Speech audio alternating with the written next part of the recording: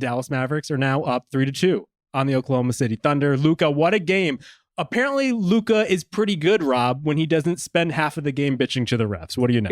It did seem a little pointed in this one, didn't it? His Yes. the all business, no fucking around mode mentality from him. I can't say I don't appreciate it. Mostly business. There was still some fall on the floor, accentuate, stay long while the other young ass team with the horses is speeding down the court. You know, there's a couple of times where Luka Dort smacked him in the ass and he accentuated and did the neck snap and he looked over at the ref. So it was mostly business. And I think we were all grateful for it, honestly. Yes, but who among us is not a little dramatic at times? And I frankly think he earned it. Who among us? Yes.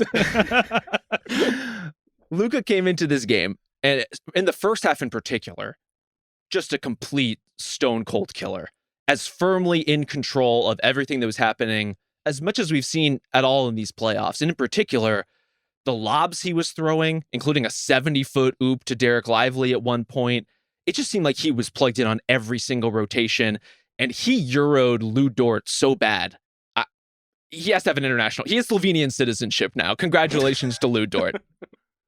I just think he looked so comfortable tonight in the spots that he wanted to pick in ways that, you know, where he's just literally giving the rock up in the fourth quarter of the last game as their lead is dwindling and letting everybody else do something where he clearly didn't feel like he had the energy or, you know, the sort of knees to do it. And tonight, he just looked so comfortable getting into his spots. And that forced OKC to sort of bend the defense to Luka's will. And that's when he started hitting guys as his you know, his standard, man. That's what I took away from this. He looked so unrushed. You know, like he could just pick every single spot, every single possession. And that was the main difference to me, that he could be aggressive scoring. And then now he could open up everything else for the Gaffords and the Washingtons, et cetera. Well, Derek Lively in particular, who had an awesome game tonight. It just feels like going out and getting those two bigs, already having Lively in place, but getting Gafford was just like adding the premium package for these two guys. And you could just see everything that they're doing on top of that. It was just another one of those games. But on the flip side of this, I think you have to look at the friends around Shai Gilgeous-Alexander. Another awesome game from Shai, but probably the worst game for not only J-Dub, but also Chet, and maybe also Dort. By the time in the fourth quarter where Dort was airballing those threes, I was audibly retching. I actually made a sound out loud that sounded like an air balloon going off, like letting the air out of a balloon. Could you make it right now? I think it was something like that. It's hard to recreate the magic, you know, but that's what it felt like for the team as well. It's just like all of this momentum going in, and he just misses absolutely everything. Well, I think it helps that OKC is a phenomenal comeback team. Famously, more double-digit comebacks in the regular season than any other club out there. You have to keep your foot on the gas. And I thought Dallas down the stretch, there were some possessions where Luka and Kyrie were overpassing a little bit. They were looking for some of those interior feeds that were there. Kyrie alley-oop to Gafford was an overpass. He had the wide open floater. It's Kyrie. You got to make that. Perfect example. And those errors happened. But what was important was that Dallas was just getting stop after stop after stop. And they were slowing everything down. And as a result of that, they were able to completely control the game down the stretch, to where you do get some awkward situations like Lu Dort airballing a three on kind of some random basketball. You do get a transition play where Luka stuffs Shai going to the basket, something we certainly don't see very often. But overall, it was just the integrity of that team defense that prevented the Thunder from making any kind of comeback at all. So I'm wondering, you guys, because to me it seemed obvious that the Thunder basically struggled to score outside of Shai all night long. Luka makes a deep three, puts Dallas up 18. I think it's 89-71 or something thereabout in the fourth quarter. And it's like, okay, this thing is a wrap. And Dagnall comes in with a smaller lineup, and they completely spread Dallas out, and they start scoring better. They cut this thing down to 8 with possession, where they could have, got it down to 6, perhaps even 5. They end up missing the shot. So I'm wondering if that's the answer, because the last two games, man, outside of the fourth quarter where they're trying to mount these furious comebacks, their offense has been stuck in the mud.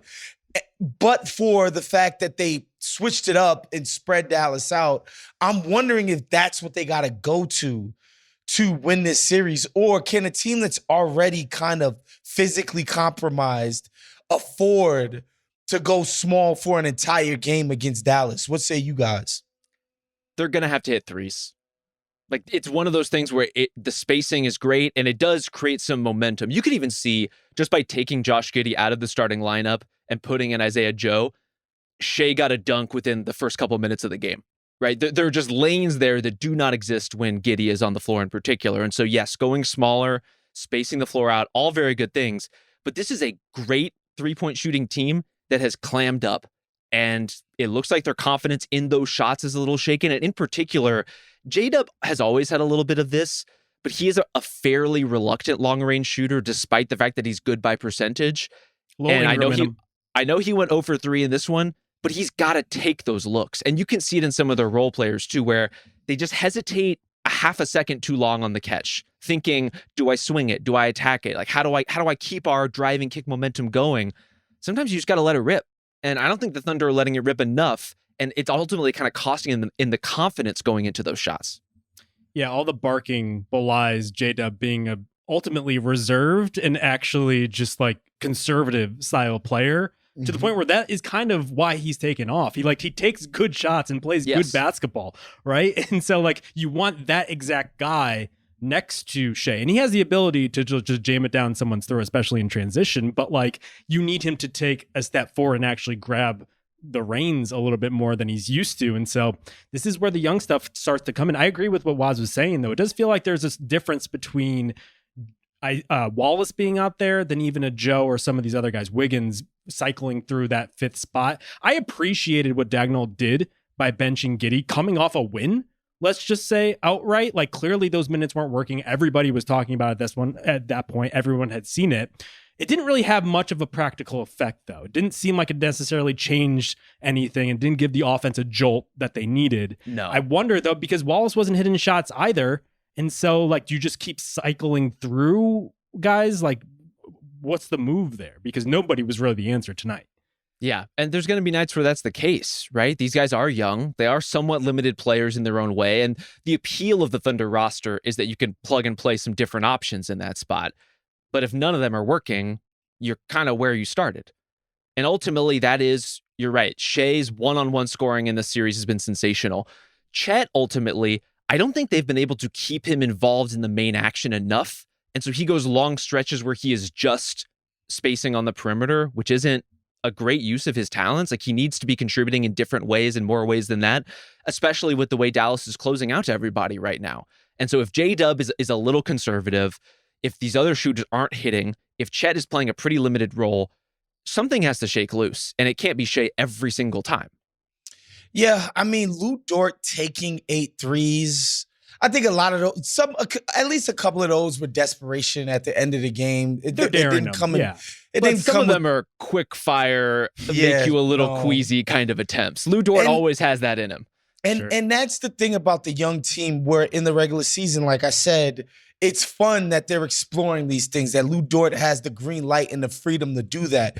But in the postseason, where literally every single possession matters and you're losing these games on razor-thin margins, maybe scale back some of those Lou Dort trays.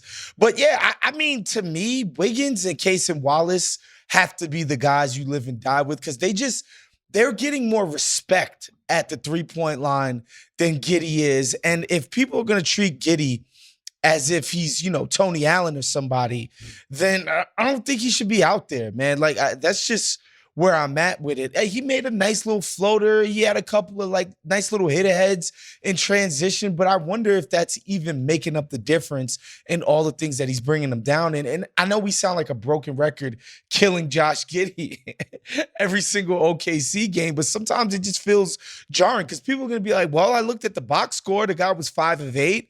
He's only a -3. He looked pretty good out there. I just think that the nature and the character of their offense completely changes in the way Dallas wants to guard them, in the way they could just suck into the paint. I just don't see it for him this series.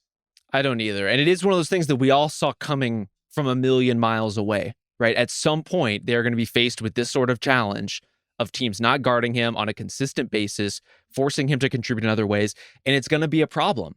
And I thought one great observation that I saw on Twitter was from Nate Duncan about this, which is it's not just about the spacing, but when Giddey is out there, the intensity of how the Thunder play dips because they're all trying to problem solve this weird alignment and all of these multiple bodies in front of them. And so the energy of the team is changing when he's out there in a way that is not healthy for them. He has a little bit of a controller glitch issue sometimes where things just don't seem to process as well as you'd think, especially because he has such good vision on the offensive end.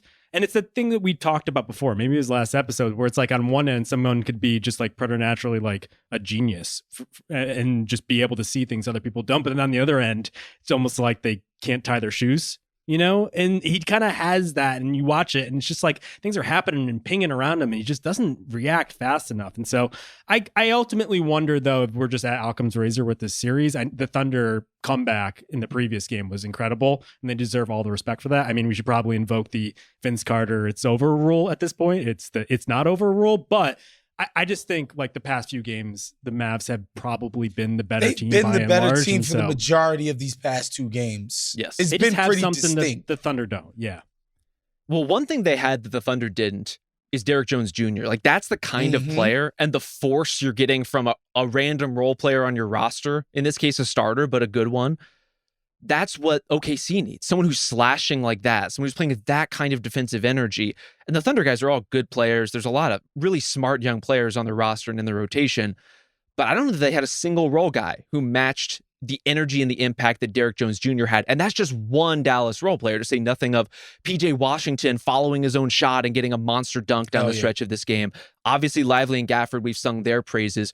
It's just kind of coming from all corners for Dallas to the point where, yes, Luka and Kyrie are playing well. And yes, they are driving the offense, but they're kicking and these guys are converting. They're hitting open shots. They're making smart cuts. They're hitting the offensive glass. They're doing everything they're supposed to do. And the Mavs win if that happens. Also, like replacing Exum with Hardy in the rotation. Like I just think he only went 1 for 5, but he just has so much more juice with the ball in his hands. Like he's making the defense react to them, which could then open up other things like offensive rebounds, etc. Even when he's not hitting, he just feels like there's more energy and juice in what he's doing when he's out there than Exum has. And Exum obviously hasn't been able to hit a shot either. Man, I like how Josh Green has been guarding so far. Like he plays with just incredible energy. I thought that one corner three that he made was huge and sort of breaking the back and the elasticity of the Thunder defense. I just think they're hitting all the right buttons, man. And shouts to Jay Kidd for that. And yeah, they just seem like the much better team. They just like over the breadth of this series, the major fourth quarter comeback notwithstanding, which I thought was incredible. Dallas just seemed like clearly the better team. When they trotted out the Kyrie, Tim Hardaway, Hardy three-guard lineup, today, I was like, by the way, oh boy. Like, what are we doing here? But I'm glad you brought up Derrick Jones because I think he is the perfect test case for our guy theory, our guy scale. Yeah. Because I don't know if he's a guy, but he might be a guy. On the right night, he's a guy. I think so. On this team, he's certainly a guy because he's so complimentary to what your superstar player does, right? One, Luka and Shea effectively play the same position for their team. Like they're the point guard, the alpha and the omega of the offense. But Luka can't go out and guard Shea an entire game. And so you need a Derrick Jones Jr. who can do that. And Luka's just this incredible passer and he's getting all these cuts, these alley-oops. And, you just need a couple of games where he makes 3 threes in the playoffs each series, right? You don't need him to, basically stretch the hell out of the defense every single night. He doesn't need to be relied upon for that. But, man, those games that he does make a couple that the other team's not expecting, it's just beautiful icing on the cake because he is the guy harassing Shea. And, like, believe it or not, he's keeping, Shea from dropping 45. Like, 32 is a dope game, but 45 is better. And we know Shea is completely capable of that because this man is incapable of missing mid-range jumpers. When this dude has any freaking oxygen, daylight, or space, the thing is just cash every single time. And, Shea is a superstar. He's proven it this playoffs, but I think Derrick Jones Jr. is doing a good job of letting it not get completely out of control in ways that say maybe like Rudy Gobert couldn't last night. Yeah, do we want to dip into the Rudy Gobert discourse at all? I mean, I told you not to absolve him after the first round, but we can get into it after I didn't want to bring it up, but if you guys want to bring it up, it's fine. No, but there is a marked difference between the kind of overall scoring impact Shea is having, as you're saying, Waz, which is great, versus, say, what Jalen Brunson is doing and how unstoppable he has felt at some points against the Pacers. And it is Derrick Jones just making it as hard as humanly possible. And sometimes with Shea, that's still 30 on 22 shots. Yes. But you make it hard. And you make him work for it. And most importantly, you isolate the offense where the ball isn't flying around to open shooters all the time, right? It feels contained. It feels manageable. A great player is seeing multiple defenders in front of him at every juncture. And that's where Dallas is really thriving right now. Derrick Jones has been an object of fascination for me for years. I think dating back to, I wrote about him in like 2016, 2017 in Summer League is like the prime example of the Heat like kind of building these guys out of nothing, where it's like, you're a center, but you're built like a guard, or you're a guard, but you're built like a center. That sort of like Ugly Delicious sort of Dr. Nick style of player from The Simpsons. It just seemed like he cycled through a lot of different teams that just couldn't mask like the deficiencies he has while like highlighting what he does well, like the Mavs had. Josh Hart, kind of similar sort of thing, where it's like, this player is clearly a playoff grinder who, if we just get him in the absolute right scenario, he could thrive. And just feels like Dallas happened to be that for Derrick Jones. Yeah. And for PJ Washington, I think too, both of those guys, you don't want dribbling a lot, but within cuts and within second side attacks, they can be really dynamic. So I think it's great awareness in terms of who can play off of Luka and Kyrie and what kinds of skill sets at a distance may not seem that diverse or that interesting or that explosive. But when you put it next to some of the best shot creators in the world, all of a sudden those guys really, really pop. Derrick Jones Jr. with an arm for a leg and a leg for an arm. I thought Ugly Delicious was a little rude, for the record. Well, that's like a nice thing to say. Derrick Jones Jr. is delicious to me. So